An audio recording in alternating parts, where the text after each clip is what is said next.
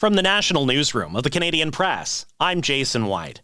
The White House says U.S. President Donald Trump has now signed an executive order imposing tariffs on imports from Mexico, Canada, and China. It also says the order includes a retaliation clause.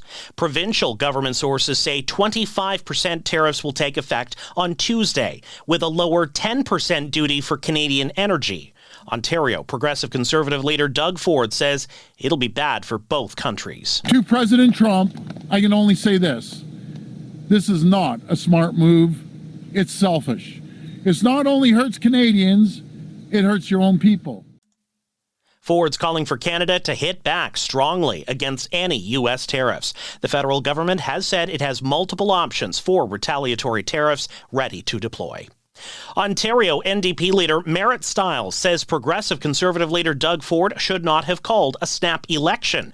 Ford insists his election call has not left the province vulnerable, but Liberal leader Bonnie Crombie says Ford left Ontario exposed. We are vulnerable because the Premier has failed to protect us and failed to protect 500,000 jobs. The only job Doug Ford wants to protect is his own. That's why they called a snap election. Ford initially called the snap election, saying he needed a new mandate to be able to take on Trump's 25% tariffs. Residents of BC's South Coast are being encouraged to dress warmly as some snowfall warnings are in effect. Metro Vancouver is under a warning for 10 to 20 centimeters. The weather agency also put out a special weather statement about blowing snow on Vancouver Island, the Southern Gulf Islands, Sunshine Coast, Whistler, and the Fraser Valley. Former federal Liberal leadership candidate Jaime Batiste is throwing his support behind Mark Carney. The Nova Scotia MP and Indigenous politician says Carney promised to champion environmental protection and advocate for the ongoing process of reconciliation with First Nations.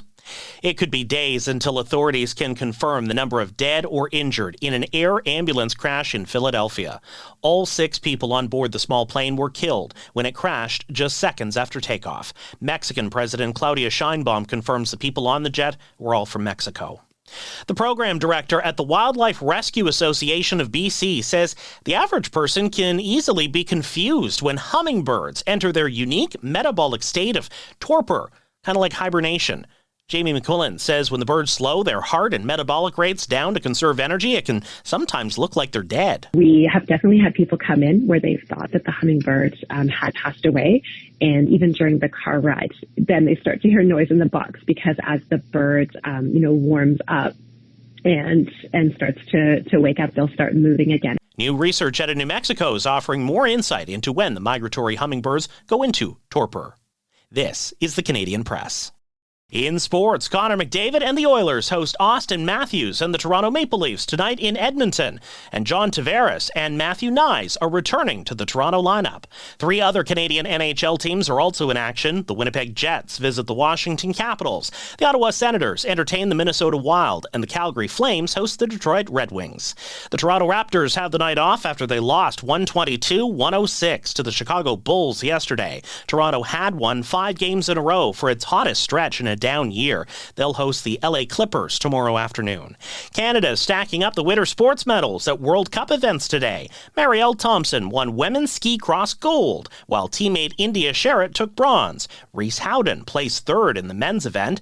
In men's snowboard cross, Elliot Grondin captured his first gold medal of the season. And finally, freestyle skier Megan Oldham soared to a silver medal in women's slopestyle. From the Canadian Press, I'm Jason White. Thanks for listening. Don't forget to follow and subscribe. For more of today's top stories, visit thecanadianpressnews.ca.